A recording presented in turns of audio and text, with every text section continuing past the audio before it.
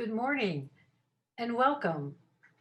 Thank you so much for joining us today for the Sustainable City presentation hosted by the League of Women Voters Long Beach. I'm Vicki Chenevy, Director of Sustainability, and our Sustainability Committee is excited to host today's Sustainable City meeting.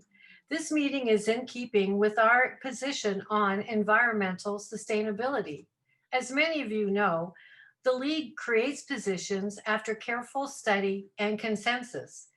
We have many positions on sustainability at the national, state, and local level, and you can find these on our website, lwvlongbeach.org.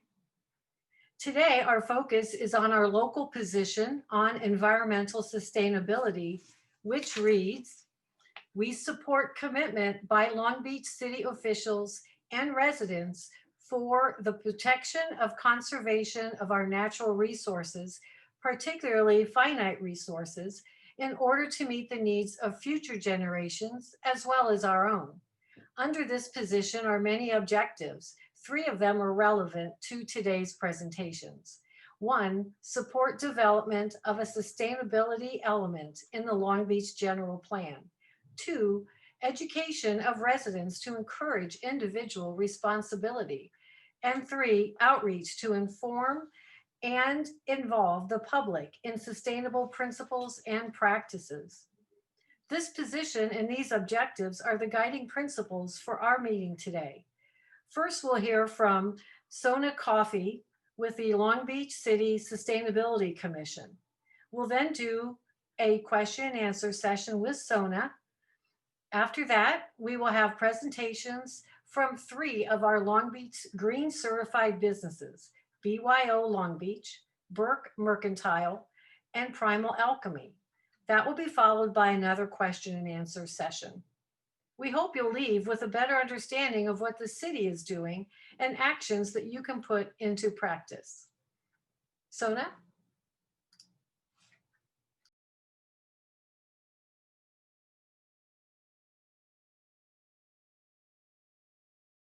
Tie into today's overall theme about sustainability and what it means. And for me, especially now in 2021, we want to re-envision how we think of sustainability with all the kind of spotlights that were put on social justice and racial justice in our communities. I look at sustainability as being more than environmental stewardship. We're looking at policies and programs that create systems that will work for everyone in our community, while we foster growth and health and preserve both the natural environment and communities in our society. And so here in Long Beach, we have a little ways to go on this. We've had, this past year dealt with more public health and environmental challenges than we have ever seen. And it leaves us with a pathway to move forward of, how do we get to protect the communities that have borne most of the environmental burden here in Long Beach. You'll see here this breakout of our city, and this is from Cal EnviroScreen. They track pollutant exposure in communities, and so where we see all the red is where what we don't want to see in our communities, and we see that in our northwestern and southwestern portions of the city that are bearing the brunt of contamination, pesticides, diesel emissions from port operations.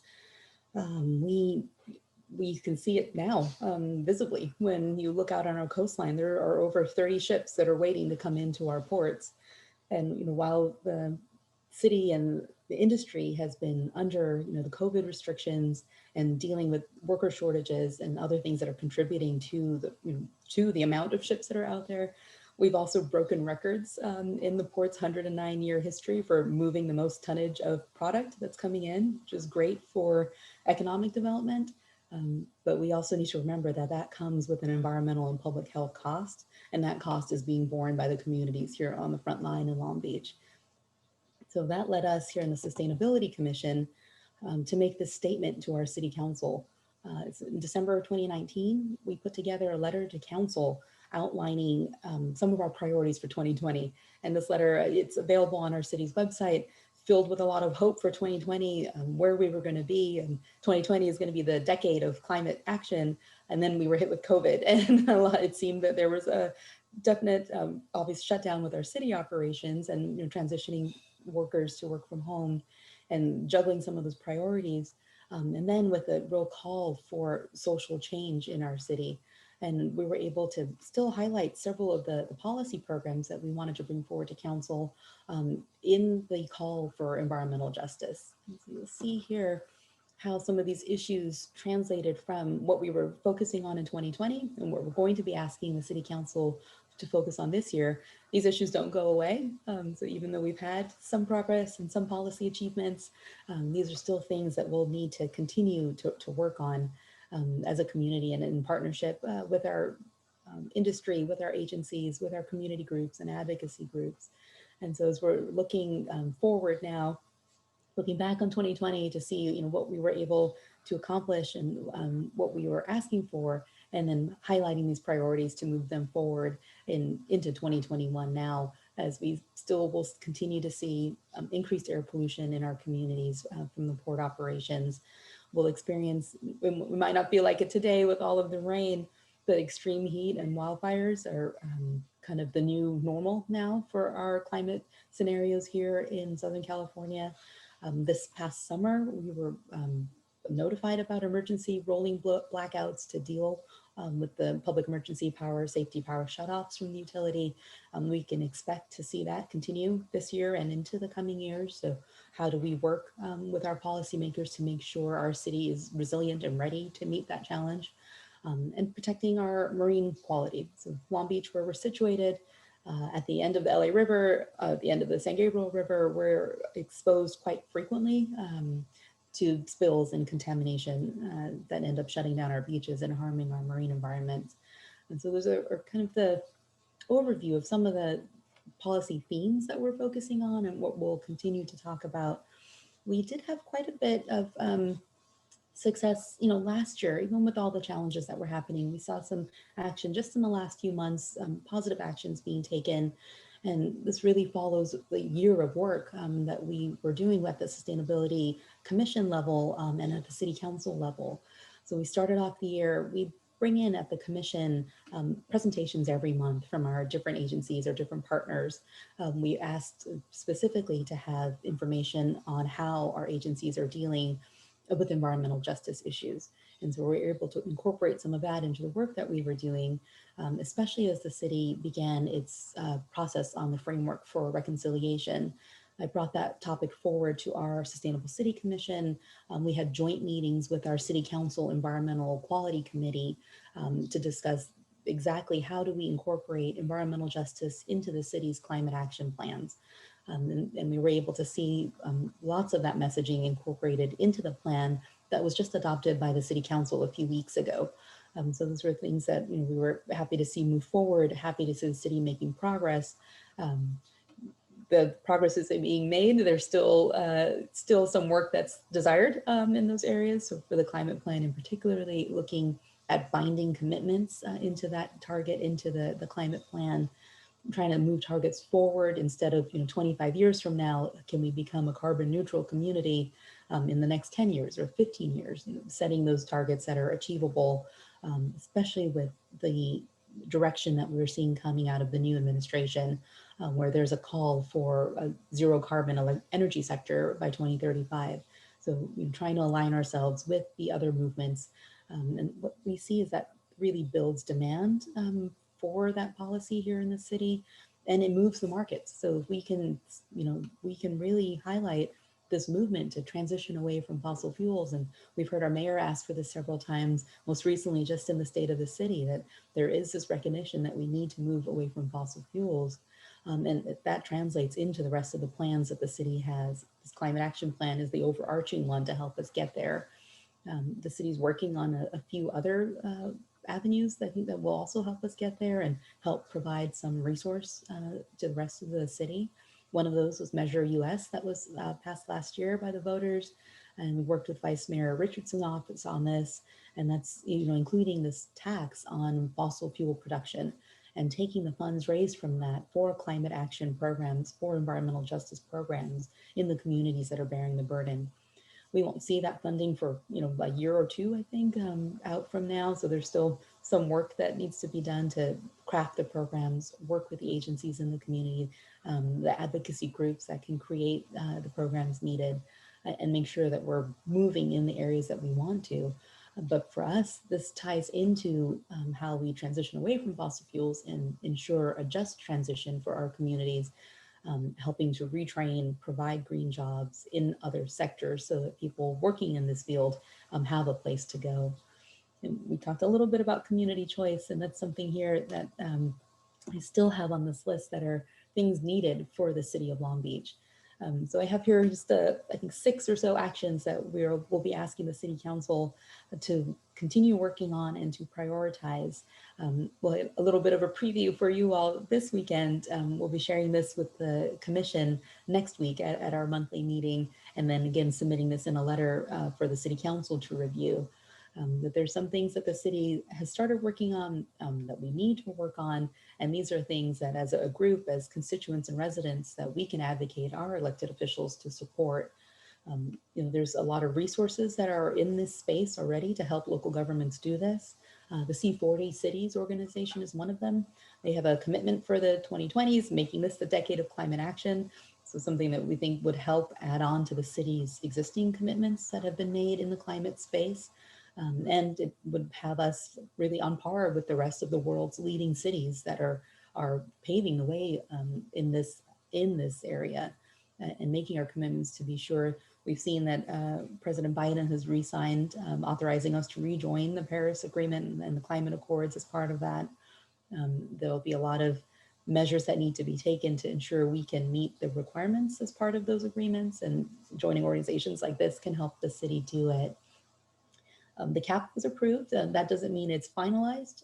It's going through its CEQA process now and an environmental review. We would ask, again, as I mentioned, about the targets being moved up a little bit, and also have binding targets so that the city can commit to meeting them each year. And we don't want to see something where we have a target for 25 years down the line and people don't worry about it along the way. But we have the cap is, I think, a strong document. The community development staff has spent a lot of time working with the communities, working with the public, incorporating feedback. So there's a lot of really good information in there and a lot of strategies in there that the city can begin implementing. Talked a little bit about the next two, the single-use plastics fight, and I think that ties in right with fossil fuel production, as the fossil fuel industry has invested heavily in plastics production. It's their next wave and their lifeline. And I think our communities bear the brunt of it because we don't have a process in place to recycle all of that plastic pollution that's being created. So the easiest solution for us is to try and fight it where we can. The cities can put in place practices. The statewide legislation that was proposed a couple of years ago now, 2 years in a row, making sure that becomes a policy so we can drive not just plastic use here in California, but really globally, since we drive global production and global sales. So what California does will have a tremendous impact on the rest of the world as far as plastics are concerned. Community choice, so the city is working on a plan, looking at a study. We would ask that they really fast track that to this year to file that implementation plan with the Public Utilities Commission. It's a lengthy government process. So you file a plan and it takes a year before you can even launch a program. So the longer we wait, that longer it pushes out Long Beach's ability to even start a program like this. So that's something that we'll continue advocating for City Council to take some action there. And I wanted to close on this transportation sector item, decarbonizing our transportation sector. And we've asked specifically for a focus on port operations. That's likely the most significant thing we can do for this region, this transition to electric trucks, providing a network of charging stations so that trucking companies and transport has a network to be able to make this work. And looking at other technologies for longer haul shipping and longer haul transportation. Electric may not be the solution for that. Looking at hydrogen fuels and fuel cell storage, there's some other options that we also need to look into and invest into. The port, as I mentioned, they had their most historic year ever. Last year, they were also supposed to start their clean truck transition plan.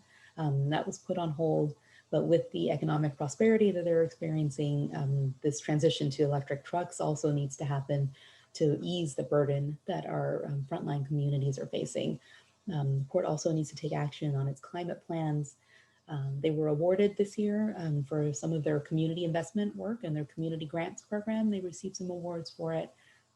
So they have plans in place and they have resources in place, and we need to make sure that that transition is really the priority, because it won't happen overnight. It'll take a lot of work and a lot of planning and a lot of investment, and I think a lot of community eyes on it and community requests from groups like this, making sure that our decision makers know how important it is. So with that, I'll just close with this call to action for us and for our groups. Whenever people ask me what they can do, and your group knows this about how important representation is and how important your vote is. We've seen that the damage that has been caused the last few years. We've seen that the change, we're ready for change now, and there's some real hope in getting some positive things implemented in our communities. And so for each of you to really engage with your council members, with your congressional representatives, tell them what you think, ask them what they can do to support this transformational change that's needed. The 6 policy areas are ones that we're highlighting. I recommend asking for their commitments and in any of those areas. And if you have questions as you're thinking about this and working through it more, I'm definitely here as a resource and happy to answer any questions that you have. With that, thank you. And I think we'll do a Q&A in a little bit. So I'm happy to answer questions then as well. Yes, thank you, Sona. That was so informational. I've learned so much, and I hope everyone else has too. I'm going to have Jan Gallup take over. She has some questions from our participants for you. Yes, good morning, everybody. Sona, thank you so much. That was terrific. Some of the questions that we have, you touched on pieces of it, but I think people want some information in more depth. I want to start with a very simple question for clarification, because I think this is really important. A person has asked, what is an example of single-use plastic? And this person thought that all plastic was recyclable. Can you talk to that a little bit, please? Yes, and I think there's definitely that perception out there. There's been some really good marketing. When you go to the beach and you see the trash cans out there, they're emblazoned with this recycle your plastics, and then you'll look at the fine print and it's paid for by the American Chemistry Council, which is the big plastics coalition. So it's great in theory, and technically plastics are recyclable. Unfortunately, what's happened with our recycling industry, we've taken the model of let's ship it to another country to deal with. It's cheaper, and companies are looking at their bottom line, right? So that was a few years ago. It's called the China Green Sword, the National Sword Program, where they were shutting down acceptance of these materials because so many of them were coming in contaminated. So we were sending our recyclables with everything under the sun, not just the plastic materials that could be recycled. So a lot of the Asian markets shut down to receiving products because of that nature. It was causing a lot of plastic pollution damage in their communities, in their country. So now our markets are transitioning here. The city of Long Beach itself has changed what they'll accept as far as recyclables go.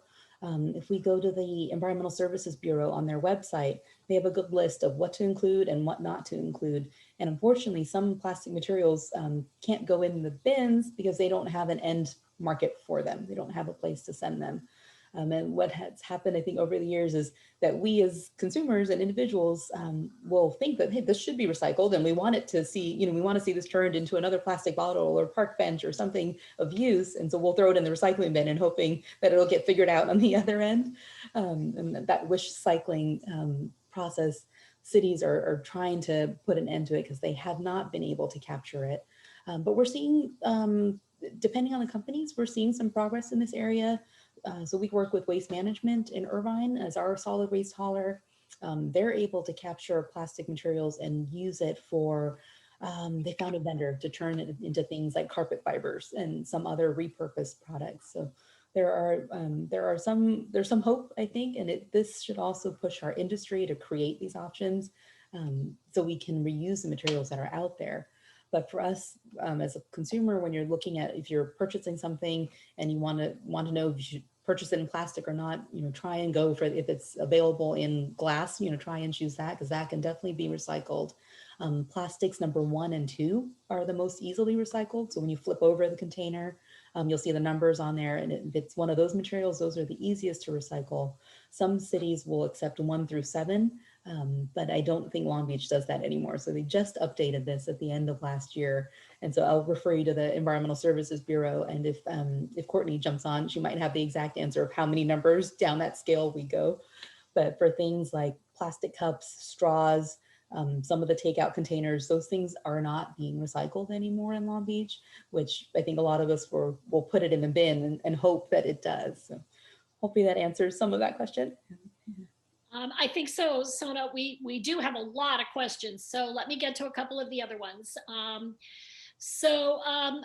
Does the Sustainability Commission work with the Parks Department to improve and expand green space and open space throughout the city? Oh yeah, so the commission itself doesn't have too much interaction with the on the ground services, but our Office of Sustainability, so on the city staff side, they have a really good partnership, and they actually have some really impressive programs happening for urban gardening, for open space protection, tree planting, over at Willow Springs, the rehabilitation of natural spaces there, and also some workforce training programs. So bringing in people that were, homeless residents here in the city, having workforce training at Willow Springs to do some of the rehab and landscaping. So there's some really exciting things going on in our open space and our natural spaces, and it's definitely something we want to see more of here in Long Beach. Thank you. And has the Sustainability Commission investigated or considered its role in racial equality initiatives? Yeah, so we have that theme running through each of our policy initiatives. And that was something I touched on where last year we had quite a few meetings specifically on environmental justice issues so that we could incorporate that messaging into the overall framework for reconciliation. So we were happy to be able to do that and bring in our city council members as part of the Environmental Quality Committee. So we had 3 council members that were sitting on that committee that joined in on the discussions as well. Excellent. Okay. I have this question too, along with this person who has asked it. I've been using cloth grocery bags for shopping for groceries for years. With COVID, I'm getting plastic bags when food is delivered. We're worried about, are these bags single use, and what do we do with them? How do we dispose of them? Yeah, so that has been one of the most unfortunate things to see happening. Is just like I mentioned, this glut of plastic pollution. Everything now is coming individually wrapped, and our vendors too. And it's something for us to remind. They're supposed to ask if we want things in plastic or if we want utensils included. That was one of the policies the city put in place. Some restaurants and businesses are really good about it, and I think some are just second nature, right? It's a habit. You put the bag together, you throw in the forks and everything else, and off it goes. And I try before, we touch anything to remind them, please take it out. I don't need it. And so each of us has to remember to do that. But the plastic bags are definitely single use. So I know that for delivery, it's hard. And for restaurants, it's hard because that's what everything is coming in now. For shopping, I still take my grocery bags. I tell them I will do it myself. You don't need to touch my bags. I will take care of it. But single-use plastic is not something that's easily recycled. With the recycling system, it really gets caught up in the recycling equipment. So our waste haulers don't want to see that go in the recycling bin. The recommendation they have for it is if you can collect all the plastic bags that you get over the weeks and combine those together and put it in as one bundle as an option. Our grocery stores are still supposed to accept the plastic bags as a take back. I've been keeping an eye out, and I don't see them as visible as they used to be when the plastic bags ban first came into effect. There's a website, Plastic Film Recycling. You type in your zip code, and it's supposed to show you the closest drop-off point, so you can save all your bags and take them. That's actually my chore for the new year. I have it feels like 100 bags that have been collected over these months now, and I'm trying to find a place to go and drop them off for recycling. So yeah, definitely single use. Try and avoid it when you can. And kind of a very direct question: why is the city of Long Beach not enforcing its plastic laws? Enforcement is the hardest part. So, getting the legislation approved seems like it's hard enough, but as long as it takes a year plus to get some of these policies in place. But being on the local government side, working for cities, I've seen that enforcement is definitely the hardest part. So city code enforcement will have to get called out to go, check on a situation, see, where the complaints are coming from, who's violating the city policy. And I don't know that they've done that. So that's a good question that I can go back and ask our enforcement officers. How is this being enforced, and how many, what are the citations, or what's the process in place? Some things that might be easier to, make that work a little better, tying compliance with the policies to the city's business license. So you don't issue a business license to a business that's not complying with your ordinances. With government, what I've seen too with government and government bureaucracy is there's a lot of shuffling that needs to happen to make some of those changes a reality. But I think that's a good one. So when you're out in the community and you're seeing um, plastic, foam, utensils, those types of things that are getting submitted, I would say put in a request to our Environmental Services Bureau, because they're managing that program.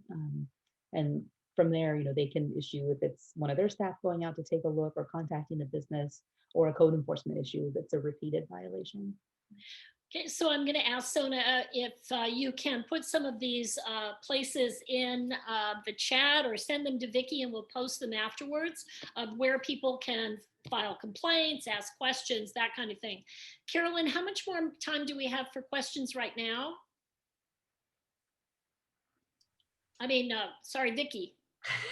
That's okay. I'm looking at the Q&A as well, and there's some very good questions in there. And I think some of them are going to be answered as we hear from our green certified businesses as well.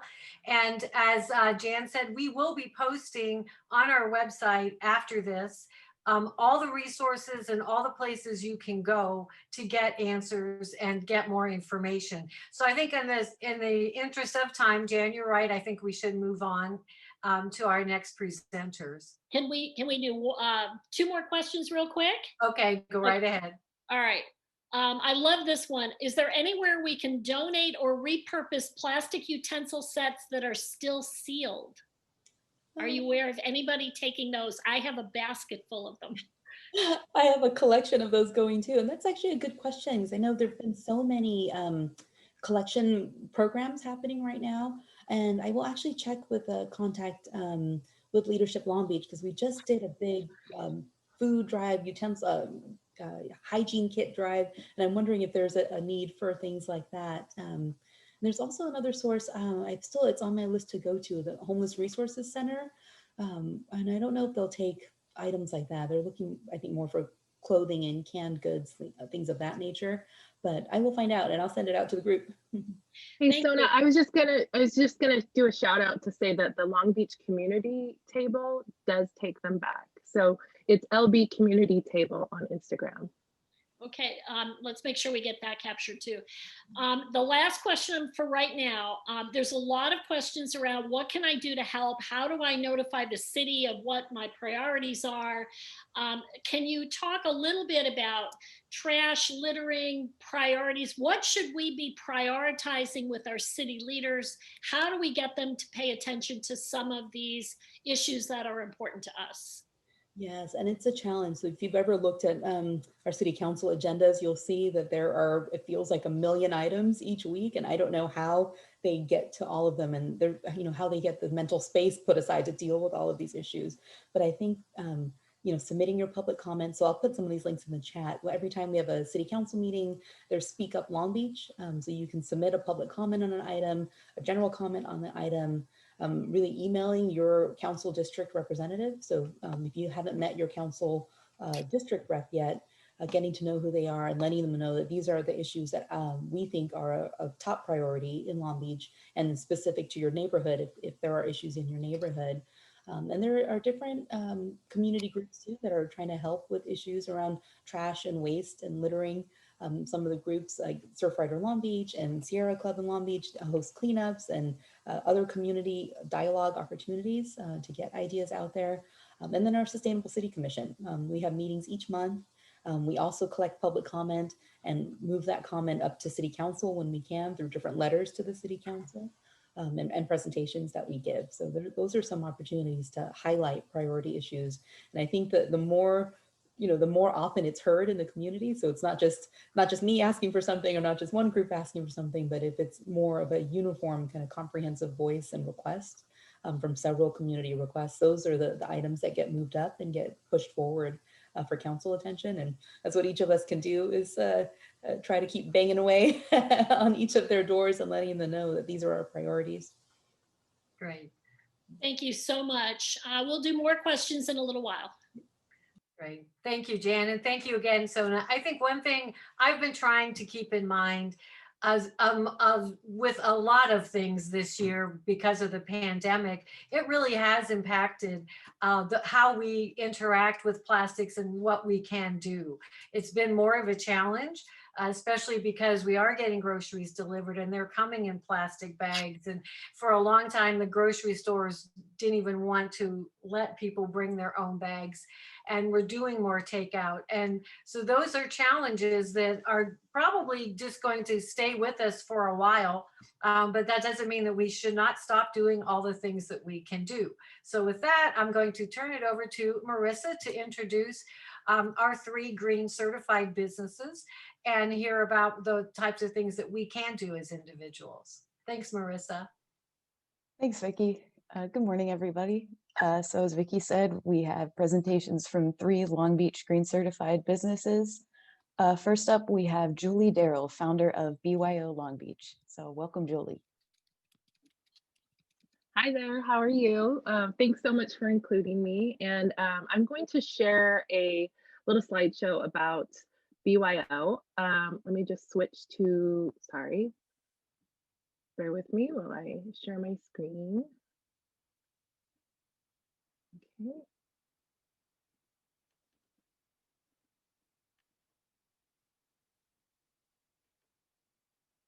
Hello, okay, sorry.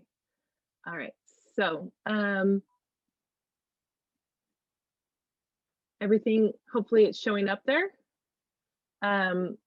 So BYO Long Beach actually has 2 locations here in Long Beach, and we first opened in 2017, and it was great that Sona talked about the policy level when it comes to sustainability, and our approach is really on an individual level. So what kind of changes can we make in our daily life to help reduce those single-use plastics, as well as just disposable items, just getting us to rethink reusables and items that are either compostable or easily recyclable.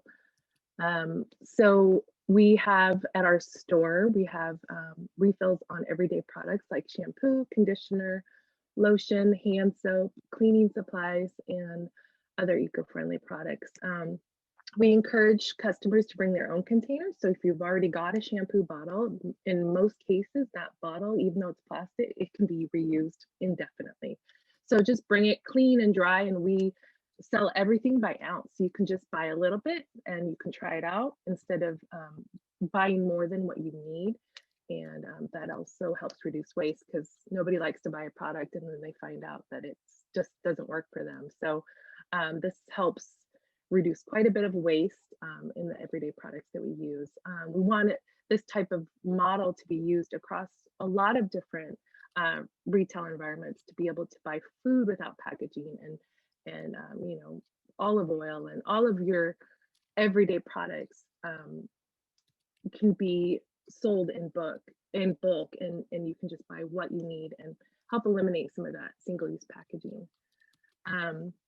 A lot of you probably know this stuff, but I'm just going to briefly talk about, you know, the landfill problem. We've got overconsumption in general in our society, and so, you know, we run out of space in the landfill, and it helps. It contaminates our soil and our water and our neighborhoods, and it you know, like what Sona was talking about with environmental justice, it ties into that. And here in Long Beach, we do incinerate our trash, but that also has some negative impacts. The plastic problem, like Sona mentioned before, basically nationwide, we recycle less than 9% of our plastic is actually recycled. A lot of it gets shipped overseas, and it's just not a good long-term solution. And it impacts our water quality and our marine life as well. The recycling problem, again, a lot of things that we hope to recycle don't actually get recycled. And there's also the worker safety to take into consideration. So we want to try to avoid even recycling if we can. And this kind of goes back to, we're all used to the reduce, reuse, recycle, but on the top of that pyramid, we want to address refusing things that we don't need and rethinking items that can be reimagined. And then at the bottom of the pyramid, we have ROT, which basically stands for composting. So whenever we can, we want to have packaging that can be compostable. So it doesn't even have to go through the facility of recycling. So at our store, we just try to address changing habits one swap at a time. For example, reusable grocery bags, not only just the big canvas bags, but also reusable bags for, your loose produce and fruits and veggies. Just to touch on a few of the categories that we have at our store to help make small swaps in your everyday life. A lot of this stuff is expensive to start off with, but in the long run can save you money, but also you don't have to buy the new thing. You can use what you have. If you already got a fork and a spoon, which most of us do, just reuse those if you're going to be going out and about. I mean, most of us are at home these days, but this is kind of like big picture. And of course, the water bottle, most people already have a reusable water bottle. So we can just gradually expand on some of those things to go. In your home, in the kitchen, we have a lot of products to help replace disposables like reusable cloth wipes instead of using paper towels. We even have a dish block, which is used to wash your dishes. It's a solid bar of soap rather than liquid, since shipping liquid is actually it's more carbon than shipping solid, just because it takes up less space and it weighs less in the long run. And then of course, just buying food in bulk or without packaging as much as possible. And if you have to buy things that are packaged, try to choose glass or aluminum or paper packaging over plastic. And I just want to put it out there that plastic is not inherently more safe in terms of sanitation. So just because it's wrapped in plastic doesn't mean it's any cleaner than something that's not wrapped in plastic. You want to wash your fruits and veggies anyway. So having a potato wrapped in plastic is not going to be a better choice. We even have dental care, so just your basics like a toothbrush that is made with bamboo instead of plastic. We have refillable toothpaste and mouthwash, and then of course even something as tiny and seemingly it's insignificant as dental floss. We have plastic-free dental floss, and it's refillable. Personal care, we've got things like deodorant that comes in cardboard tubes rather than plastic. You can consider changing to a shampoo and conditioner bar rather than the liquid. We also sell the liquid for refills, of course. Lip balm, how many of us have dropped a lip balm somewhere along the way and we never found it again? It probably ended up in the waterways or the ocean. But if it's cardboard, at least it has a chance of breaking down in the natural environment. And again, just choosing reusables for period care and for cotton rounds for removing makeup, and even looking for options for makeup that are not only better ingredients, but also the packaging can either be reused or recycled. Our cleaning products have been probably our best seller for the last year for obvious reasons. A lot of multi-purpose cleaner. We even have sanitizer in bulk.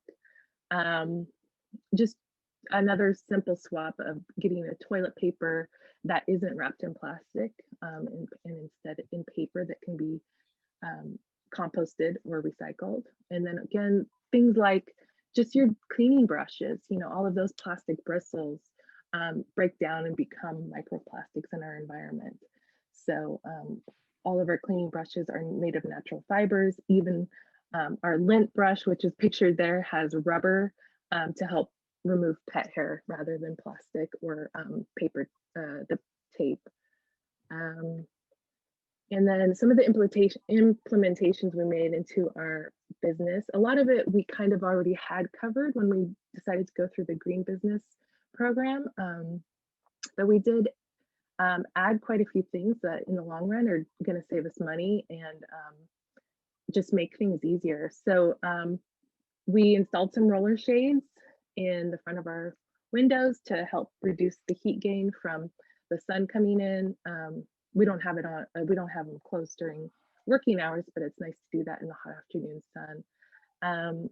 We have reusables for pretty much everything. We have a lot of cleaning rags that I take home and sanitize. And then I encourage the employees to take public transportation or bike to work. Obviously, they're avoiding public transportation right now, but half of the employees bike to work at this time.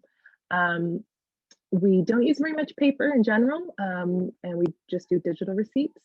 So that was a pretty easy way to go. And we have a big refillable water filtration system, so employees can just drink water out of that rather than water bottles. We've partnered with other green businesses, and actually Maggie is 2 doors down from us. So she's our neighbor on First Street, and there's actually 3 businesses on our street that I know of so far that are a certified green business. So it's pretty cool that our little area has become a little bit of a green zone. We upgraded our light bulbs and installed a motion sensor light in the bathroom. We try to source local vendors as much as possible. There are just some things that aren't made locally, so we try to then source the most local as possible. And we work with them to change their packaging if necessary to be less plastic or no plastic, and instead use paper to wrap things to send to us. And then we reuse a lot of that packing material for online order fulfillment. We have done quite a few community workshops. They're on hold for now, but hopefully we'll get back into those again. We did a really great one on cloth diapering. So a lot of new parents learning how to use cloth diapers. And then we have food compost at our shop for all the employees, and we do track our how much waste diversion based on how many refills we do. Oh, and off to the side there, I have a little 10% off for anybody that either rides their bike, walks, or basically doesn't drive to our store. They get 10% off all the refills. So just if you ever come to our store, just let us know that you did one of those things and we'll give you 10% off all the refills. And then to go back to the green business certification, we have 2 locations. So the downtown location on First Street, and then also the one in the marina, which we share a place with. We share a storefront with Algalita. They are one of the leaders in helping advocate for less plastic in our city, and they work with people around the globe really to help with the plastic pollution problems that we have. So just as like a general overview, we have been tracking our refills, and in 2020 alone, we refilled over 10,000 containers. So over 10,000 diverted from the trash can or recycling centers. And then ever since 2013, we have done a total of 30,000. So we feel like we've made a good dent in our city, and we hope to keep doing more. Let me go back to stop share. And that pretty much wraps up my presentation. So thank you so much. Thanks so much, Julie. Next up, we have Maggie Stoll, the founder of Burke Mercantile. Hello, everyone. Thank you. Let me pull my presentation up here. Okay. Can everyone see this okay? Great. So I am Maggie Stoll. I'm the owner of Burke Mercantile. Just a couple doors down from Julie, downtown Long Beach. the mission of Burke Mercantile, we are a modern lifestyle shop with a design-focused and eco-conscious sensibility. So some of the focuses and mission of the business are sustainability for one. So I got certified as a green business in March of last year. So coming on my year anniversary. And then really focusing on sustainable and ethical fashion brands. And I'll touch more on some of the issues with the fashion industry and how that sort of inspired part of my business plan. Contemporary design, so bringing small independent designers into the shop. I also offer an artist residency program where I have kind of temporary pop-up collections featuring different local artists and small designers that focus on sustainability as well. And then advocacy, giving back has always been a big part of the business. So for my grand opening and every year anniversary, I host a charity raffle. So in the past, we have donated to Algalita, which Julie talked about and she shares a space with, and also the Long Beach Forward organization. And then I try to continue ongoing education for my customers, sort of about sustainability in the fashion industry, and also raising money and making donations through portions of sales to other community nonprofits that fight for environmental and social justice as well. So some of the issues behind the purpose of Burke, I actually come from 8 years in the corporate fast fashion industry, was really my main career path. And I left that to really make a change. And I decided to do that when I educated myself a little bit more on the fashion industry. And the Rana Plaza collapse was one of the things I learned about that really shifted my attention. And this was an event that happened in 2013 in Bangladesh, which is where a ton of clothing manufacturing happens. And it was a massive fashion industry tragedy that killed over 1,000 people, almost all garment workers. And it was in a building where garment workers had actually alerted their supervisors about damage to the building and dangerous working conditions. And instead of something being done about it, it was ignored and they were told to report back to work. And this was the result. So really the exploitation of underpaid, overworked garment workers that are often working in dangerous working conditions goes hand in hand with unsustainable manufacturing practices, most often by fast fashion companies that are trying to really mass produce very inexpensive garments and items. So these two things really needed to be tackled together in my mind. The other purpose is microfiber pollution and textile waste. So I know we've talked a lot about single-use plastics being a huge driver of pollution, but textiles are actually the largest source of both primary and secondary microplastics, which are like tiny little fiber particles. And they account for 34.8% of global microplastic pollution. So they come mostly from microfibers that are shedding from specifically synthetic clothing. So that's polyester, acrylic, nylon. For example, polyester takes 200 years to biodegrade. And actually acrylic, which is often used as like sort of fast fashion or cheaper fashion, like sweater knits. That is almost one of the largest microfiber pollutants in the world.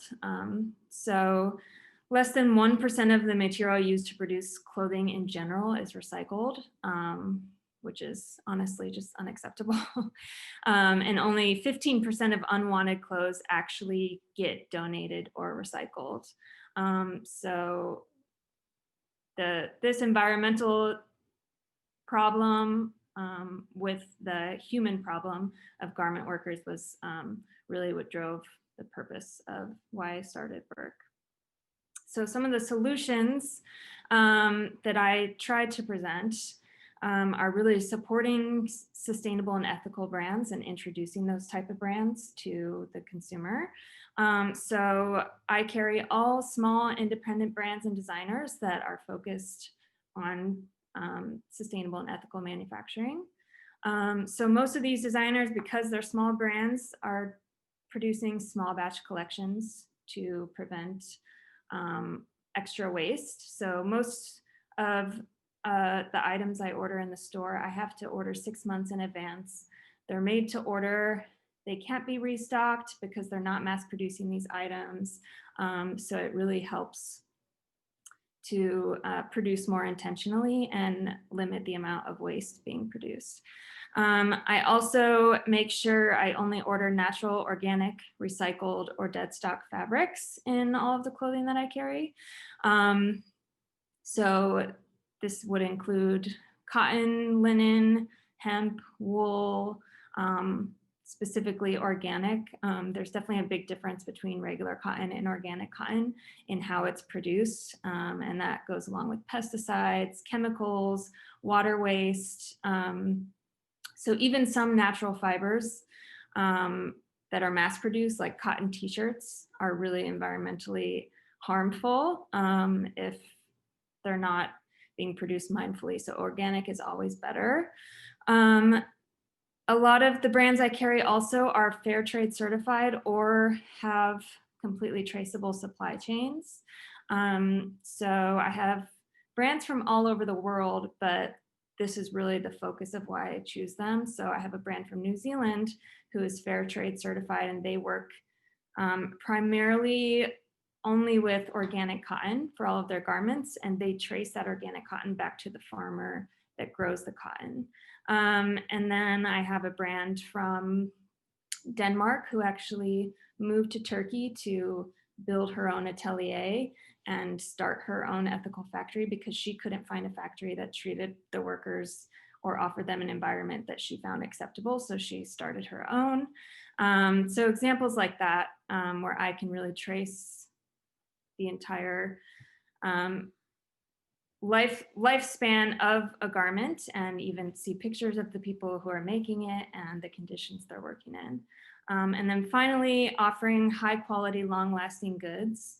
So I think this is one of the other challenges we have is with so much fast fashion, we've been conditioned to expect more items for a lower cost when really we should be buying less, but buying better and buying more intentionally and buying items that can be worn a lot of different ways, will last for years to come, can be repaired, etc. So part of this is also educating my consumers on the product I carry and how they can implement some of these changes. So Fashion Revolution Week was started by an organization called Fashion Revolution. Highly suggest giving them a follow or checking out their website. They create amazing educational resources, but they do a Fashion Revolution Week around Earth Week every year in April, which coincidentally is around my anniversary of the shop. So I usually do my annual charity raffle and some education during this week for the customers as well, but I try to continue some of that education throughout the entire year. So some of these things that I've tried to educate on or implement are how to take your body measurements so that you can buy better fitting clothing so that it will last you longer, how to build an intentional wardrobe that's not trend driven or that has too many pieces that you never wear, really buying pieces that are versatile and that you will wear for all kinds of different occasions. How to care for your clothing. So this can be anything from washing your clothing on cold and air drying it, which saves so much energy, to making sure you know how to mend or repair your clothing to continue its life so that if you get a small stain or a small hole, it doesn't end up just in the trash. Sharing info on natural versus synthetic fabrics, which I already talked about, and how that can make a difference. Addressing ethical manufacturing and why consumers should ask the people they're buying their clothes from, who made my clothes. And then some aspirations for the future as well, starting to learn about and share resources on circularity and regenerative solutions, which will really be should be the future of the fashion industry, so that we're thinking of an entire life cycle of a garment, and when it's really at its end of life in a form that can't be used anymore, there's still a way to repurpose it, break it down, and turn it into fiber again to create new clothing. And that can also help happen through regenerative farming and other solutions.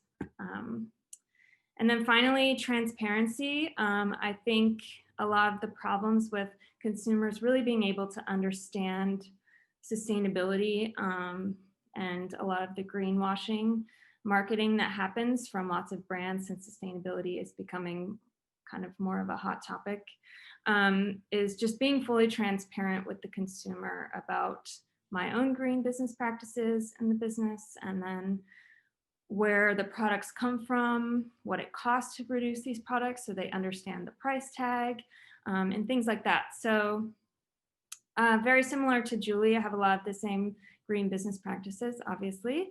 I use all recycled, recyclable, and compostable shipping materials and paper products. There's some really good resources. There continues to be more popping up all the time to order supplies that are not plastic and can break down. Eco Enclose is one of those if you're looking for shipping or packing materials that are really environmentally friendly. That's a great resource. And then again, similar to Julie, any packing materials we do get, whether it's like packing peanuts or there is bubble wrap on anything, sometimes we get sent that for fragile products that we carry in the store. I have never had to buy any plastic bubble wrap or packing material, or really any packing materials at all, because I repurpose everything from shipments that come in and encourage customers to continue to reuse them as well. And then buying clean and non-toxic cleaning supplies, energy efficiency in the building, from lighting to AC, all of that. And then I'm the only employee at my store, so I don't have employee incentives, but I did recently move 2 blocks from the store, so I don't have to drive to the store anymore as well. And then advocacy and giving back, being really transparent about that, trying to advocate for local organizations that are doing the work for both environmental and social justice, and supporting them when and where I can. Educational resources. I love to provide any resources I find that help educate me to the consumers as well. So I have some videos and highlights on my Instagram page, which is where I share most of the information. But some of my favorite educational resources are the Fashion Revolution organization, which I mentioned. There's a documentary called The True Cost that is excellent. I watched it on Netflix, so I'm not sure if it's still there, but definitely worth looking up. There's also a company called Slow Factory that has started providing free education on really innovations in the fashion industry and intersectional environmentalism. And it's a really incredible organization. They're doing some super innovative stuff. They had a whole online education curriculum for anyone to participate in. So those are some of the ones I would suggest if you're interested in learning a little more about these in the fashion industry. And that is the end of mine. So I will go back to the regular screen and pass it on. Thanks so much, Maggie.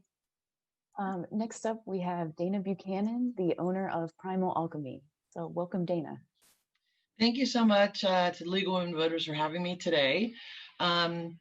So those of you who don't know, Primal Alchemy, Primal Alchemy has been around for about 20 years now. We founded our company on sustainability, really back before it was a kind of the trendy thing to do, a trendy marketing term.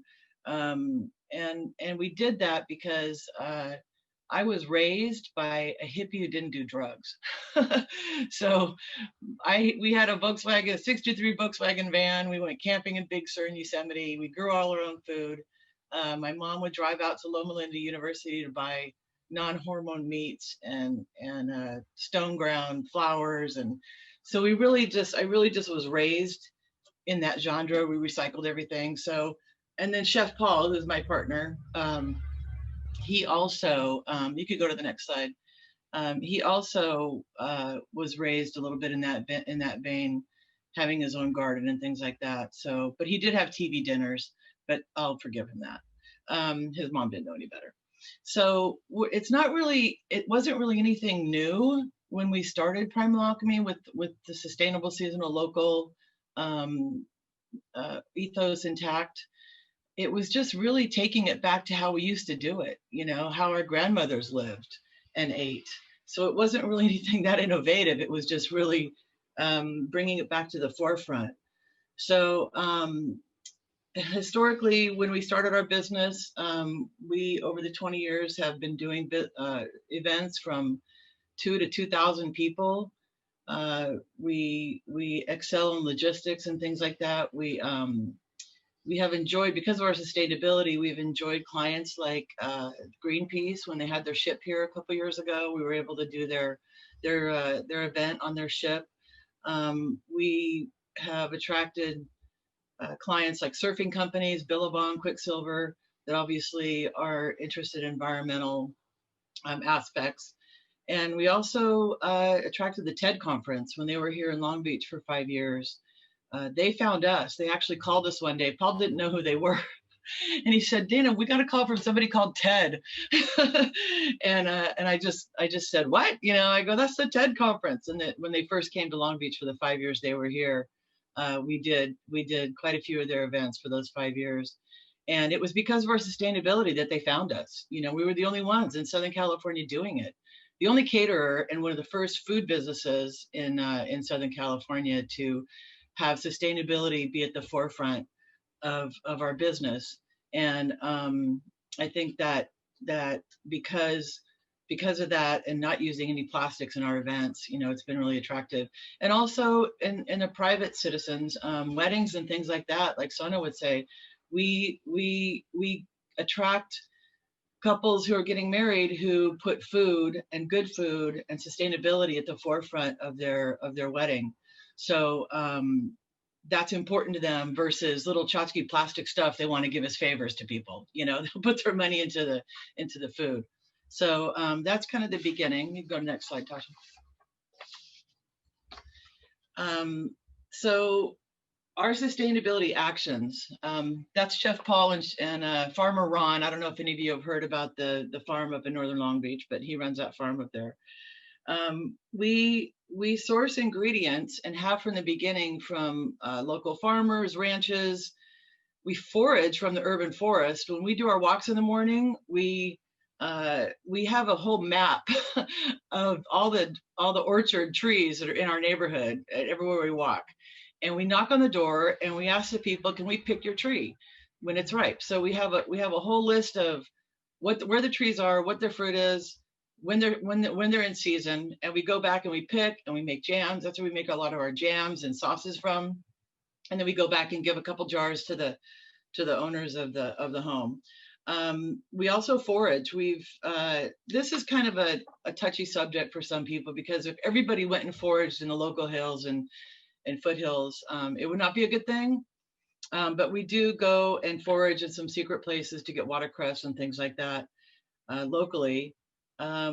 We try to buy from the Dory Fleet when we can. I don't know if anybody's heard about the Dory Fleet down in Newport Beach, but we go down there and actually just buy right off the boat. And it's locally caught, line caught seafood. We actually, when somebody has a wedding and they say they want fish, we say, we don't know what kind of fish we're going to give you because we don't know what the Dory Fleet's going to bring in. So, and we actually assign fishermen, we need 50 pounds of fish for 2 weeks from now, and they go fish for us, and then we go pick it up. So that's kind of pretty much direct. We also have used sea salt. I don't know if anybody's heard of the Terranea Resort up in PV, but the executive chef up there makes his own salt. So we like to acquire sea salt from him. That's pretty fun. And it's super good. And he had it tested, and it's got one of the lowest iodine content of any salt they've ever tested. So interesting. And then packaging. We have packaging coming in. So because we shop at farmers markets and try to go directly to the source as possible, we don't have the plastic packaging that a lot of restaurants have. We don't buy from Cisco. We don't even have an account from Cisco. So when it comes in usually cardboard or our own bags, or like Paul has there in this picture, he has his little crate with all his beets in it. So packaging incoming, we try to minimize that as much as possible. Outgoing, as far as what we use at events, I'm sure everybody on this call has been to events that have one little plastic cup with one little bite of food in it with a little miniature plastic fork stuck in it, right? You will never, ever, ever see us with that. If we're passing hors d'oeuvres, we try to make it so there's 1 or 2 bites on a tray. Maybe you take a paper napkin and then you have your 1 or 2 bites. There's no vehicle other than what you're eating that it needs to go in. So we try to design our menus around that. And then obviously in our own office situation, we use recycled paper and all that kind of things that you regularly could do in an office, because we do have an office. We compost. Because we do cook with a lot of vegetables and things like that, we have a lot of composting material. So we have a big giant composting bin that we feed pretty much daily. We have a lot of daylight in our office and in our kitchen. We're lucky to have a kitchen that's located, literally has an ocean view. So we have big, big windows in there. We utilize a lot of daylight for electricity and lighting. And we are Blue Water certified. So we got the water thing covered. And then organizations that we belong to, that we support, to stay up on our accountability to ourselves for staying sustainable and green would be Slow Food, which is a worldwide organization, Chefs Collaborative, and Long Beach Fresh. If anybody's not heard of Long Beach Fresh, I highly recommend you go to their website and check them out. They're situated, they're organized by eaters, feeders, and seeders. So eaters are the consumers, feeders are people like us who feed people, and seeders are the local urban farms. So I highly recommend you go check them out. And then of course, as Julie mentioned earlier, the Abuelita Foundation, Captain Charlie Moore is a dear friend of ours, and he does some really, really good work. So that's what we do. Next slide, Tasha. So getting certified, this is a funny story. I say the first, but really we were the second, because the first business certified in Long Beach was Tim Bowman, who is an environmental consultant and works by himself out of his house. So I told Tim, that doesn't count. You don't get to be the first. So we were the second business certified. And when Courtney first called me and said, hey, we're starting this green business thing, do you want to be part of it? And I said, sure. And she says, we picked you guys to be one of the first ones because we know you're already doing all this. So we really just want to make it quick and easy and get you guys certified. So really all we had to do was change a few light bulbs and put an aerator on our faucet. I mean, pretty much everything else on the list we were already doing. So that was, for us, it was easy. I know for a lot of businesses out there, it's not, and I'm willing to help with that. It's the checklist can be daunting. It's a lot, for people who are not already doing it. And I just want to say that any businesses that are out there, I'm more than willing to throw my phone number, my email out there and help talk to anybody. I have several restaurants that have called me, how do you source your to-go containers and things like that. So I'm more than willing to be a resource to other businesses to get certified, because the more the merrier. The more people that do this, the more power we have in sharing best practices with each other. Next slide, Tasha. So yeah, game changer. Boy, this hit us hard. We lost 100% of our business March 13th of 2020. We were slated to have our best year ever. So that was kind of a rude awakening. But Paul and I were actually at a catering convention up in Las Vegas that week.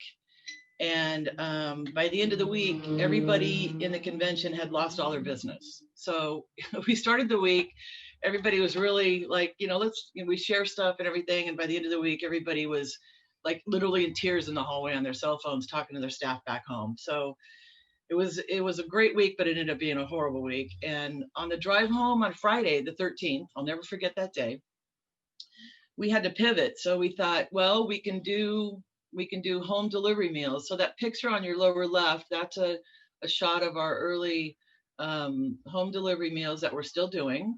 I didn't know we'd be doing this a year later, but we're still doing that. And we also set up a pantry, we set up a store in front of our kitchen. We have like I said, we have an ocean view. So we're in a very, very good physical location to have been able to pivot to that also. So that enables us to sell directly to our customers. And then we have the home delivery and the curbside pickup for our home meals. We still stay green. I mean, if we use plastic, it's reusable, recyclable. We usually use 1, 3s or 5s. We make everything, in-house from scratch. We have instructions for our home delivery meals for everybody, how to recycle your containers once you're done with them, the foil and things like that. So we really have been able to maintain the ethos of being sustainable even through this pivot. I have to say though that the entire city is out there wilding with styrofoam. October 1st was the deadline for the law that says no more styrofoam allowed in this city.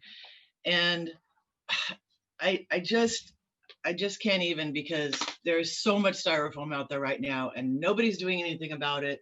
It's everywhere.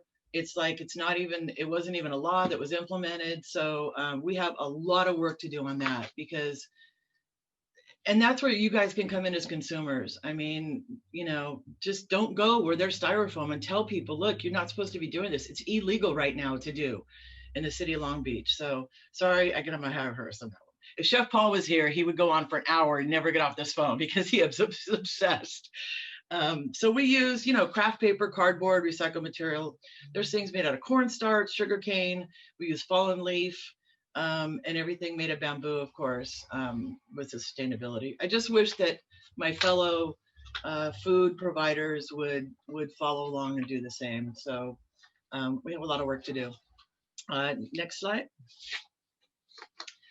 So how you can help. There's a lot that you can do. A lot of things have been covered already by Maggie and Julie, but you can compost at home. It's super easy to do. You just save everything that's not protein and not citrus. I don't recommend citrus in compost, but you can compost and you stick it in your flower beds, your vegetable beds.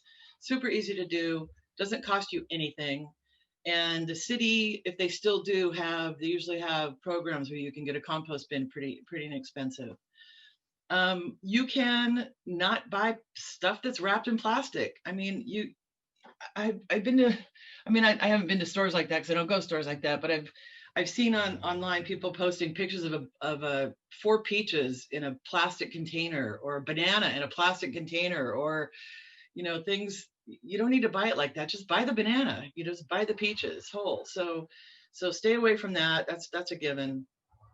You can garden. You can grow your own. Even somebody who lives in a small apartment, you can grow tomatoes in a pot. There's things you can still do to garden even if you don't have the property to do it. Obviously, cleaning supplies. That's a big one that Julie knows all about. And then read ingredients. This is something that not a lot of people touch on. You need to know what's in your food. If it's a word you can't pronounce, chances are it's not good for you. Just like there's an 85% chance it's not good for you. Okay, but if you look at an apple, what's the ingredient of an apple? An apple, right?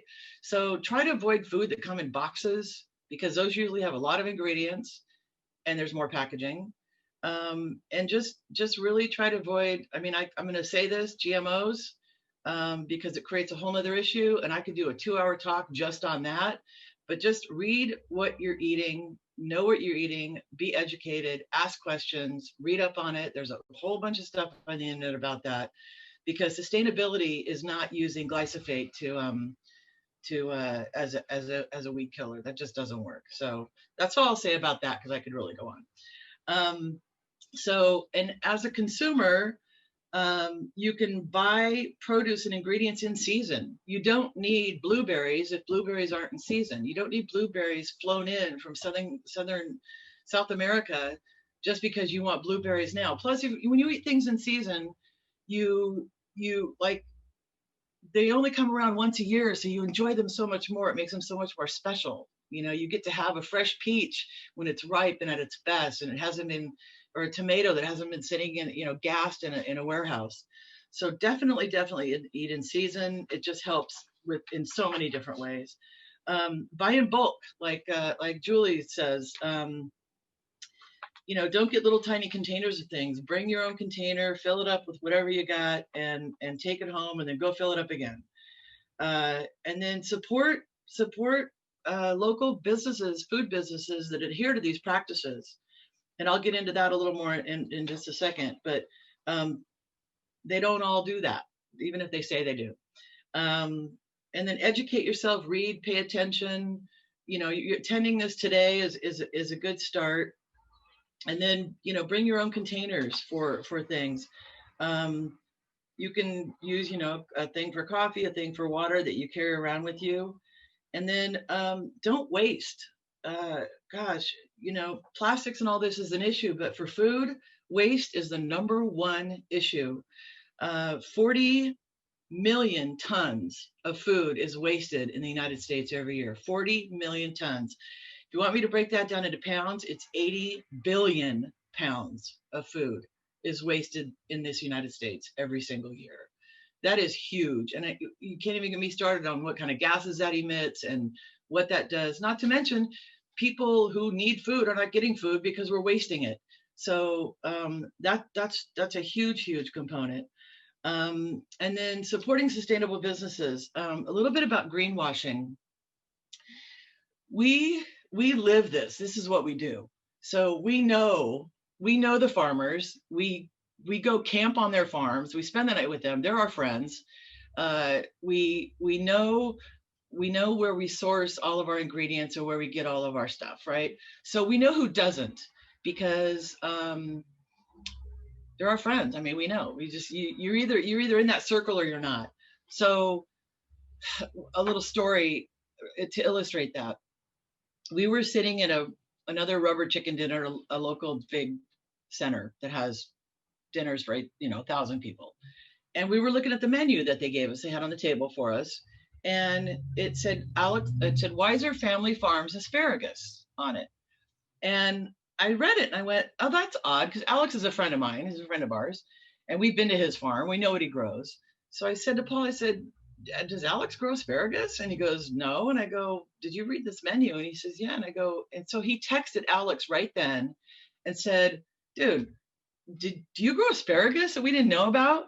And he said, no. And we told him that he was being listed on a menu just to have a local farm listed on a menu. And he was livid. Let's just say it didn't end well for this chef who was in charge of this entity. Because that's just, you don't need to do that. You know, why don't you just walk the talk and do it right? You don't need to greenwash. The other thing is that it's so easy to throw stuff up on a website that says we're green, we do this, we do that, blah blah blah, and not have to be held accountable, because people don't know how to ask questions or how to find out if that's really true or not. So if you're in a restaurant and they say they have sustainable fish, ask them, where's it from? Ask the server should know. I mean, you know, when we can go eat in restaurants again, but ask them, you know, where's this really from? Where do you get, you say you have local farm. What farm do you buy from? Who's the farmer? You know, they should know that, because otherwise they're just throwing it on the menu for marketing. So really make yourself aware of greenwashing. It's prevalent, it's everywhere. And it's super dishonest, and it's one of my big pet peeves, as you can tell. So then the last thing I'm going to say is advocate. Be an advocate. Write your any political person that's in your area, your councilman, your congressman, your senator, right? Anybody and everybody, about how you feel about being sustainable and supporting sustainable causes and supporting sustainable policy and legislature. Paul and I have showed up in front of many of those people in person to speak and advocate for that, and we've had some wins. And then I would say in closing that the biggest thing is just be conscious, just be aware, be awake, pay attention, and don't just take things at their word. Do the homework, do the investigating, and just when you pick something up, think about it. What is in your hand? What are you going to do with it? Where's it going to end up? And how you can make better decisions. So that's all I got. Thank you. Thanks so much, Dana. Next, we're going to hand it back over to Jan for another round of Q&A. Oh my goodness, this was just absolutely fabulous. Just so you know, I have passed some of the comments that were in the Q&A, like I'm gonna start shopping at your store, or can you post the address of a particular business? I have passed those on to some of the panelists, so I'm not gonna ask those questions, but one question, might be for Sona, might be for those of you who are certified. Have your utility bills gone down after certification? Are there numbers and data that we can use to support that? Who would like to answer that? I can say on mine, just it's probably hard for me to gauge that this past year because I was not in the shop half the time. So my bills were just down, period. So I don't personally have specific evidence of that yet, but maybe someone who has had the certification longer. Yeah, same for us. We because we don't use lighting in general, it didn't really change much to change our light bulbs. We only use lighting like if there's an event that goes in the evening. So it wasn't something that we could track a difference as far as lighting or I do think we use the air conditioning less because of the roller shades though. I think that does help a little, and just having the door open and with the fan on and stuff. But yeah, I don't know if I can think of anything off the top of my head that was a quick or a noticeable change. So not a good year to be asking this question just yet. We'll have to gather more data. A very practical question. Cashmere and other materials are damaged by moths. Do you have information on how to protect them in storage in a sustainable way, and or how to fix the holes? I don't know how to fix the holes yet, but I know that there are ways to do it. I've seen something recently online, a big goal of mine. I'm a little spoiled because my partner sews, so he fixes and alters all of my stuff for me. But I'm teaching myself how to do more of that myself this year. And I've seen something recently on Instagram of someone knitting holes. So I'll try to find it. And if you follow me on Instagram, I always share that stuff that I can find. But as far as like cashmere and wool, I do know that one supposed way to help that is Cedar Blocks.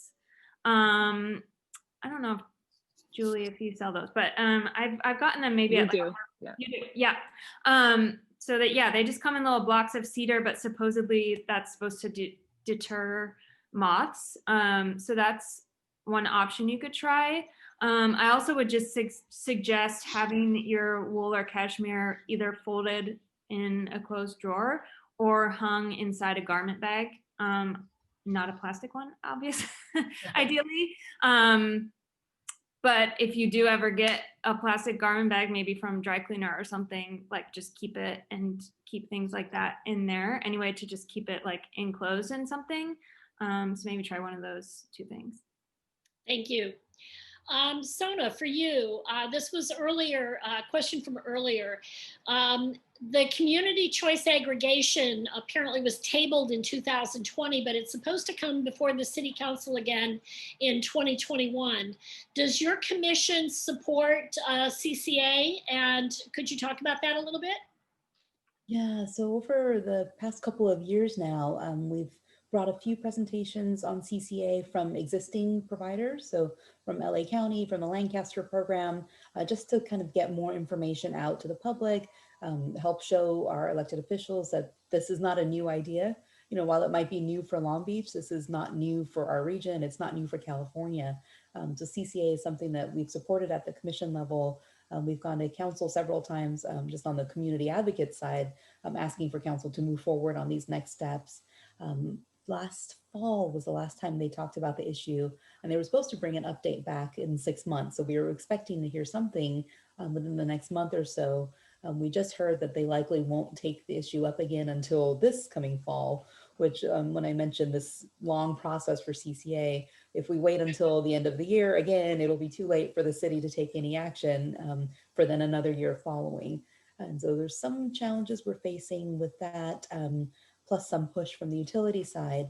So Southern California Edison is kind of upping their commitments towards renewable energy for Long Beach specifically. We haven't seen the plans yet at the commission level. And so those plans and ideas from Edison are not mandatory, which is the challenge. They're mandated by the state to procure a certain amount of renewable energy by 2030. They're on target to meet that. They're committing here in Long Beach to try and do that faster. So our kind of concern is to see it's fine for people to say they're going to do something, but if it's not mandated or legally committed to, we have no guarantee that they're going to actually do it. So at the commission level, we definitely still are pursuing the issue and trying to bring it to light at the council level. So we've got a lot of things we can petition our lawmakers about, and that might be one right there. Another good question, do we have any information on some of the solutions to plastic? There's a lot of chatter in the Q&A about plastics. It's obviously a big concern for our membership. What about the bacterial eating plastic? Do we have any information on that? And I don't know who to throw that to, but whoever would like to answer. And I've seen The people, I was just going to say the people at Algalita are a really good resource for something like that. But I don't know anything. I mean, I've heard of it, but I don't know much about it. So I'll just pass it back to Sona. Yeah, it's also going to put a plug in for Algalita because they do a lot of kind of that leading edge research on plastic pollution. I've seen the articles and some of the reports and studies done on this over the last couple of years more recently. I don't know if there's anything been done here, locally. These have all been kind of other areas, other countries that are looking into it, but it would be phenomenal if we can have a local solutions. I know the microplastic issue here for our region is a big one, and I know something that troubles a lot of us. Right. And if you have a link for any of that research, I'm sure our members would be interested in that. Let's see. Got a few more, I think. Let's see. Burke Mercantile, are you on Amazon? No, I personally do not support Amazon at all. I don't support their environmental policies or their care for their workers. So I do not patron Amazon, and I am not available on Amazon. I do have my own website, burkemercantile.com. So that's primarily direct sales there. And we are going to have all of your business websites posted on our website. I believe that's going to be addressed in the very closing minutes of our presentation. I was also going to plug, unrelated to that, but the new Instagram account, LV Recycles, has such good basic information for how to recycle just locally in our bins properly and what can be recycled. They've got like picture infographics and stuff. I think it's great. So check that out on Instagram. Thank you. What's the #1 benefit that comes from green business certification? Who'd like to answer that? I can just say that it's a really great way to just show how proud you are to represent that, and you have a thing in the window, and so people can even look it up in the on the Long Beach Green Business website. But it's more, if anything, it's something to be proud of. on a personal level and on a business level. So yeah. It kind of sets you apart from other vendors.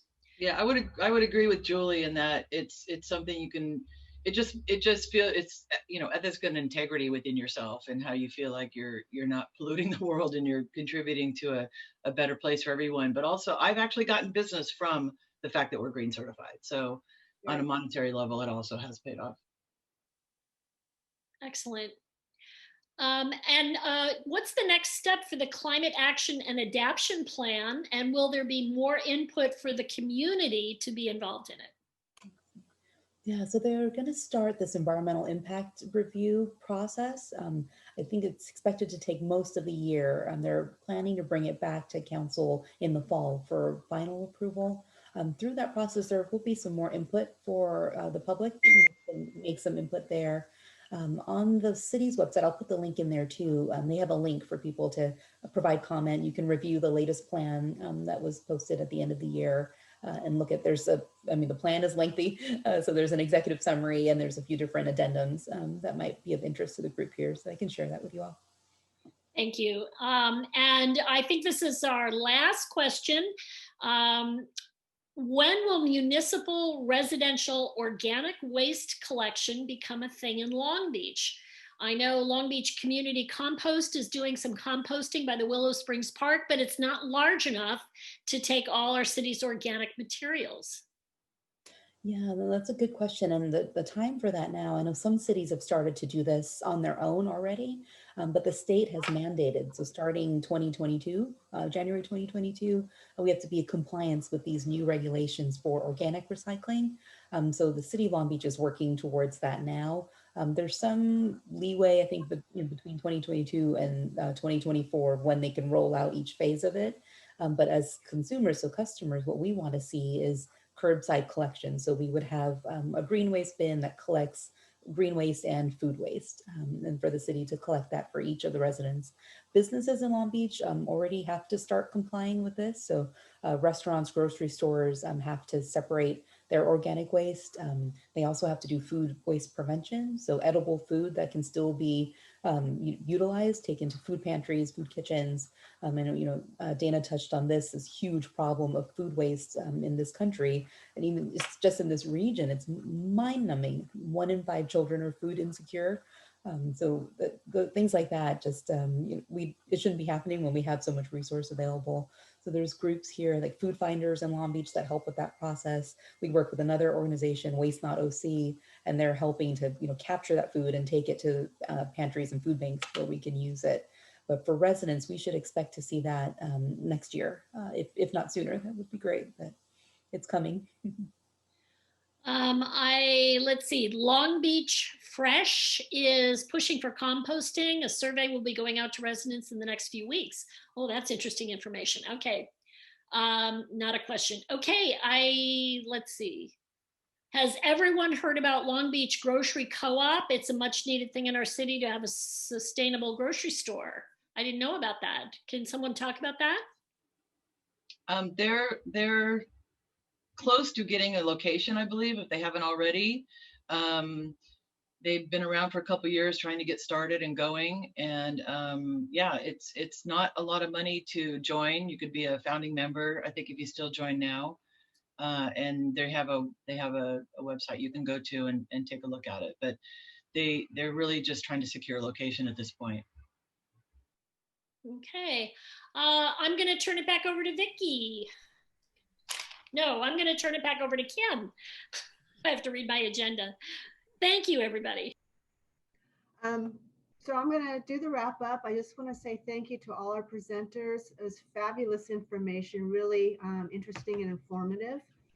Thanks for everybody who attended today. We really appreciate you being here and supporting the League of Women Voters. If you'd like to find out more about the League and the work that we do, and then to also access a list of resources related to sustainability and our conversation today, you can go to our website, which is lwvlongbeach.org, and you can also find us on Instagram and Facebook. So with that, thanks. Everybody have a great day. Thank you, everybody. Thank you. Thank you so much.